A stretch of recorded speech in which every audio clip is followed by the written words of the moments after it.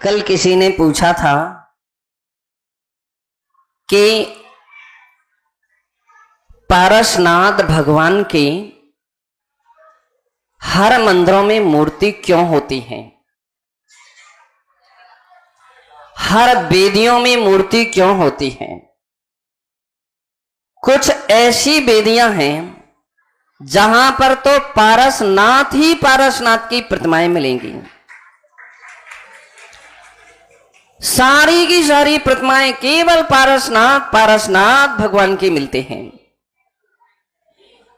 बहुत सारे स्तोत्र चालीसा सबसे अधिक पारसनाथ भगवान के हैं। पूजाएं पारसनाथ भगवान के हैं।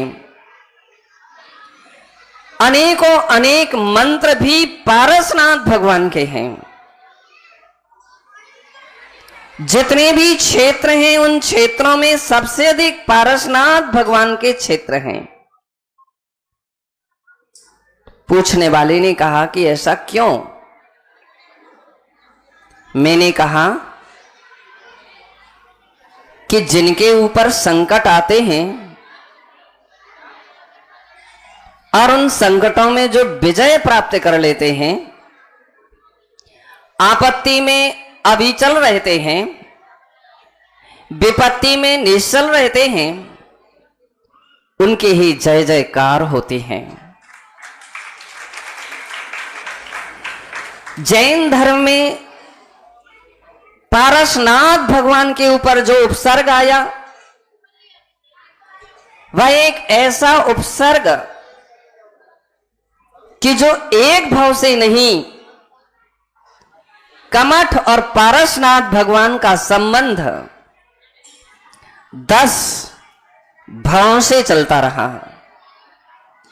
व्यक्ति एक ही भाव में घबरा जाता है। एक ही भाव क्या, कुछ ही घंटों में घबरा जाता है। एक चींटी अगर अपने शरीर पर आ जाती है तो सारा ध्यान विचलित हो जाता है। लेकिन पारसनाथ भगवान के 10 भाव पूर्व से उपसर्ग चलते रहे। कभी पारसनाथ का जीव मुनि बनते हैं तो फिर कमठ का जीव जो है अजगर बन जाता है और अजगर बनकर के मुनि महाराज के लिए भक्षण कर जाता है। कभी पारसनाथ का जीव मुनि बनता है और कमठ का जीव भील बनता है और वह मुनिराज के लिए ही शिकार बना देता है। मुनिराज के लिए ऊपर बाण छोड़ देता है और वे मुनिराज क्षमता से समाधि करके देवगति को प्राप्त करते हैं। कभी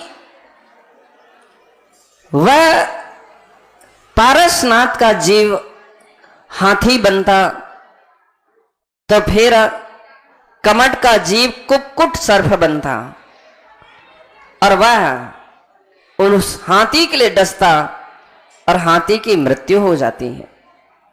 बंधुओं, ऐसे ऐसे शास्त्रों में जब हम उल्लेख पारसनाथ भगवान के विषय में पढ़ते हैं, हम हमेशा बोलते हैं कि जब भी लाड़ू चढ़ाओ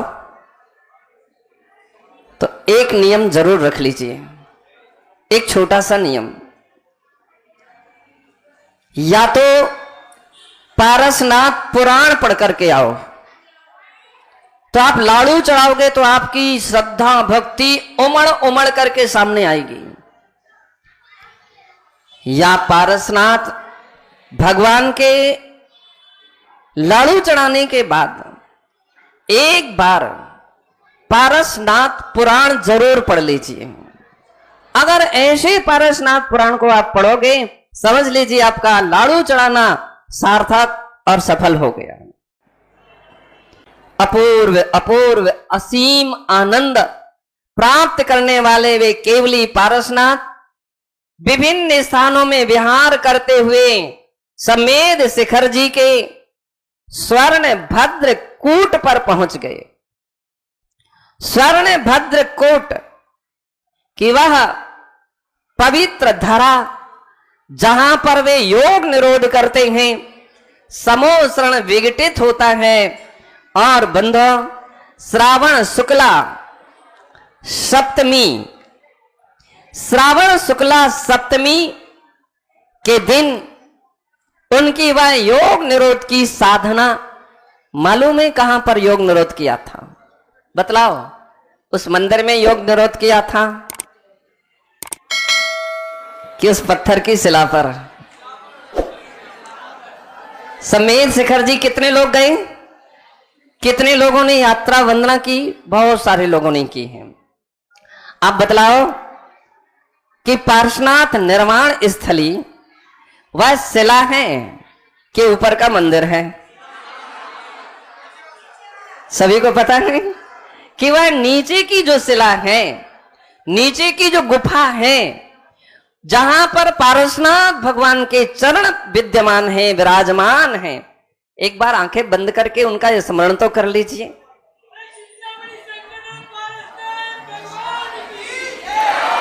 और भाव सहित नमस्कार कर लीजिए कि हे प्रभु पारसनाथ, आप धन्य हैं। आज के इस पवित्र बेला में आपने निर्वाण को प्राप्त किया था, वही आज का दिन है, श्रावण शुक्ला सप्तमी। हर नगर नगर में, गांव गांव में, मंदिरों में निर्वाण लाड़ू चढ़ाया जा रहा है। हर श्रद्धालु का हृदय मन मयूर भक्ति से नाच रहा है। ऐसे अपने आराध्य का एक भक्ति का असर और प्रभाव होता है। बंधो, आज के दिन हम भगवान पारसनाथ स्वामी के लिए बारंबार स्मरण करते हैं और नमस्कार करते हैं इस पवित्र भावना को लेकर के कि हे प्रभु, जिस प्रकार से आपने अपनी अविचल साधना के, हम सब भी अपनी अविचल साधना करके निर्वाण को प्राप्त करें, हम भी मोक्ष के लिए प्राप्त करें। लाड़ू चढ़ाने का यह उद्देश्य हमारे जीवन में होना चाहिए। जिस प्रकार से यह लाड़ू गोल है, कैसा है? गोल है। और गोल होने के साथ साथ एक बात और है, बतलाओ भैया। LIC ये लाड़ू ठोस है कि पोला है? ठोस है ना, पक्की बात है, ठोस है। किसी ने पूछा था कि लाड़ू ठोस क्यों होता है और वह भी शक्कर का ही क्यों होता है? शक्कर का क्यों होता है दीनू? अरे शक्कर वाले महेंद्र जी, मतलब शक्कर वाले। हाँ, शक्कर में मिठास होती है। मिठास, मीठा आनंद का प्रतीक माना जाता है, सुख और शांति का प्रतीक माना जाता है। भगवान के सर्वांग प्रदेशों में मिठास थी, यानी आनंद था, असीम असीम अनंत सुख था। उसके प्रतीक स्वरूप हम निर्वाण लाड़ू चढ़ाते हैं। हर एक स्थान पर जहां से भी आप लाड़ू को चखोगे, मीठा नजर आएगा। ऐसे ही आत्मा प्रदेश को जहां जहां से देखोगे, असीम असीम सुख और असीम आनंद का प्रतीक बंधो भगवान जिनेंद्र के आत्मा प्रदेश थे। आज हम उनके निर्वाण लाड़ू के लिए बड़े आनंद और भक्ति से यहां चढ़ा रहे हैं।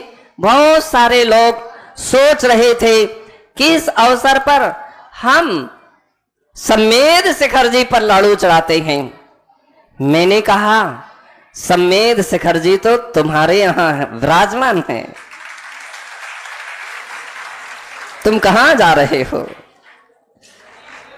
हम अपनी जिंदगी में आज के दिन ऐसी धारणा बनाएं कि अपने जीवन को भी हम सब ऐसा महका दें और ऐसा पुरुषार्थ करें, भगवान पारसनाथ स्वामी के केवल पूजा और लाड़ू ही नहीं, उनके पद चिन्हों पर भी सनई सनई चींटी की चाल सही, लेकिन चलो उनके रास्ते पर चलो, सुख तुम्हारे द्वार पर आकर के खड़ा रहेगा, शांति और संपदा आपके दरवाजे को खटखटाते रहेंगे, आपके पास तत्पर रहेगी। हम सब इस प्रकार से भगवान की भक्ति पूजा अर्चना करके अपने जीवन को धन्य माने, इसी पुनीत भावना से जय बोलिए पारसनाथ भगवान की।